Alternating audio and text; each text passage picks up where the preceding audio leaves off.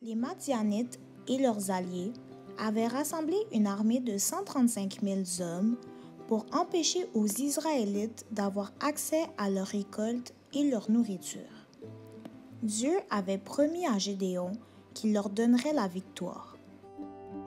L'ennemi campait dans la vallée de Jizréel, près de la colline de Morée. Gédéon avait rassemblé 32 000 guerriers des tribus voisines de Manassé, Aser, Zabulon et Nephtali, près de la source de Harod.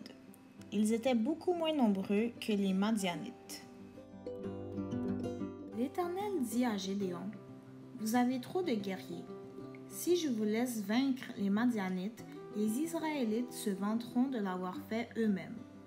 Renvoie chez eux tous ceux qui ont peur ou qui tremblent. » Ainsi, 22 000 d'entre eux rentrèrent chez eux, ne laissant que 10 000 hommes prêts à se battre. Ils étaient maintenant à 1 contre 13, ce qui signifie qu'ils étaient encore moins nombreux qu'ils l'étaient déjà. Puis le Seigneur dit à Gédéon, « Il y en a encore trop. Amène-les au bord de l'eau. » À la source, le Seigneur dit, « Divise les hommes en 2 groupes. Dans le premier, mets tous ceux qui boivent l'eau dans leurs mains et qui la boivent avec leur langue, comme font les chiens. Dans l'autre groupe, mets tous ceux qui s'agenouillent et boivent avec la bouche directement dans le ruisseau. » Seuls 300 hommes s'abreuvèrent avec les mains. Dieu dit à Gédéon que ces 300 hommes apporteraient la victoire et que les autres devraient être envoyés chez eux. Ils étaient maintenant 1 contre 450.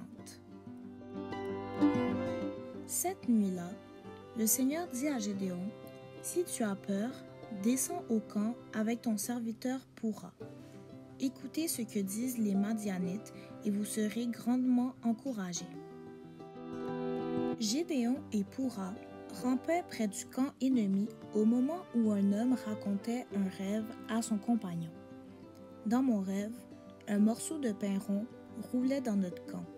Il heurta une tente, la retourna et la fit tomber à plat. » Son compagnon répondit, « Ton rêve ne peut que signifier qu'une chose. Dieu a donné la victoire à Gédéon sur nous. » Gédéon s'inclina et adora Dieu, puis retourna dans son camp. « Levez-vous, car le Seigneur vous a donné la victoire sur les hordes madianites, » cria Gédéon. Il divisa les 300 hommes en 3 groupes et donna à chacun une corne de bélier et un pot en argile contenant une torche. Il leur dit que dès qu'ils l'auraient entendu sonner du cor, ils devraient faire de même et crier « Pour l'Éternel et pour Gédéon ». Juste après la relève de la garde, à minuit, le groupe de 100 hommes de Gédéon atteint la limite du camp madianite. Soudain, ils se mirent à faire sonner les cornes des béliers et à casser leurs peaux en argile. Les autres groupes firent de même. Ils tenaient les flambeaux allumés dans leur main gauche et les cornes dans leur main droite et criaient « Épée pour l'Éternel et pour Gédéon ».